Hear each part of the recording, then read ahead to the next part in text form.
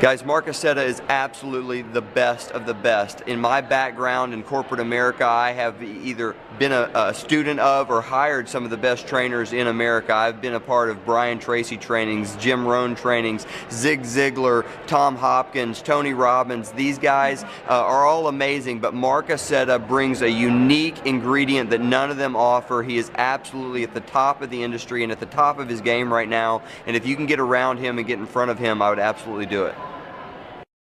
I'm going to tell you a story. This is a true story that goes way back, many years ago. Jean-Claude was pretty new back then. I did not know a great deal. And when we were working, there was a very big, very massive man who was there. His name was Pierre. Pierre was the champion. He was the best. He would always cut down the most trees. For years, we are all very much in awe of him. He was my idol. I would chop down 17 trees in a day. Pierre would chop down 30 trees in a day. He was miraculous, incredible, so much better than anyone else. This went on for some time. Then one day, this little, how do you say, pipsqueak, this little tiny man comes in and he says, I would like to have a job chopping down the trees. And our boss says, you look like a 12-year-old. We cannot bring you in. You know, you're not masculine, tough enough. And he says, no, I'm a very good worker. You must hire me. And he says, no. And he sends him away. And we all laugh. Ha, ha, ha, ha. You know, this little pipsqueak thinks he can chop down the trees when it takes a man to do something like that. You know what I'm saying? So a couple of days later, this little man, he comes back again. He says, you must hire me. And he says, no, you're too little. He goes, I can out-chop your best man, Pierre. Now we are all getting great laughter. This is impossible. How can the little pipsqueak out-chop Pierre? Is impossible. So we say, okay, we have a couple of beers, and we sit down and we say, go to it. So we don't work that day, only Pierre and only the little man. Well, at the end of the day, Pierre comes back, and Pierre was very focused. He is a very competitive, red person, you know what I'm saying? He doesn't chop down 33. He chops down 34. That's not easy for me to say. 34 trees. His record for even Pierre, incredible, unbelievable, yes? So then, yes, so the little guy comes back and we ask the boss, how many trees did he get? And he says, 39. We are like, what, are you kidding? This is not funny. Very funny joke. The little boy chopped down 39 trees, please. He says, no, he chopped down 39. He beat Pierre. We're like, sacre bleu. I don't know what that means, but I like to say it. Sacre bleu is impossible.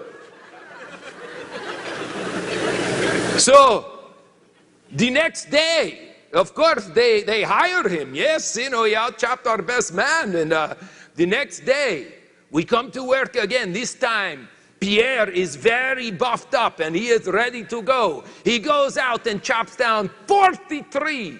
Greatest deal ever. And the little pipsqueak, 42.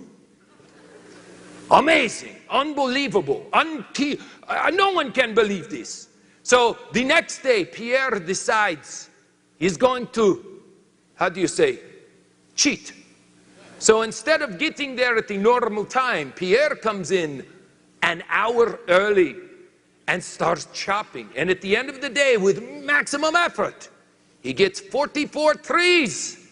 The little pipsqueak comes in an hour late, leaves an hour early, and gets 49 trees. Pierre is drinking himself into a coma now. How is this possible? This is not possible. I am the biggest and the strongest, and he doesn't. Hey, what is going on? Pierre is very upset, very upset. He wants to maybe chop down the pipsqueak, you know what I'm saying? So the next day, he comes in 2 hours early, stays 2 hours late, chops down 51 trees, Pierre. When it's over, they have to put him in a bed with IV units, but he is going to win. The little pipsqueak comes in late again, chops down 54. He's unbelievable. Finally, Pierre grabs us and says, he must be cheating. There is something going on. He must be somehow having his friends come out of the woods and chop down trees with him. This is impossible. No one can beat me like this. So we all get together and we follow the pipsqueak to his house. And we figure out that his friends who are chopping down the extra trees are meeting him there and doing their planning. So we hide and we watch. And the pipsqueak goes home. He carries his axe with him, very much like a musician carries his guitar with him everywhere he goes. And he goes, boom. And instead of going to his friends who are chopping down trees, instead, he goes to something that we had never really put a lot of energy into.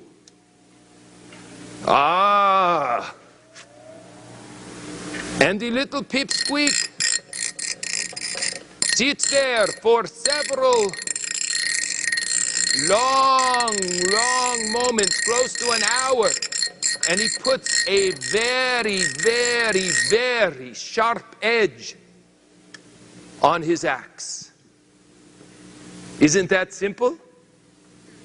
See, Pierre was too busy chopping to take the time to sharpen his axe.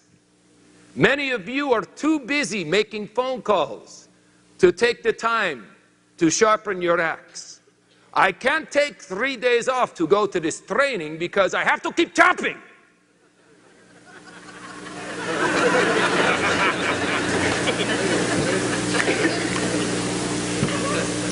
Abraham Lincoln, he was big deal here, yes? He has very famous quote. Many of you misquote it, so I'll get it straight for you. Abraham Lincoln says, if you give me 6 hours to chop down the tree, I spend 4 hours sharpening the axe.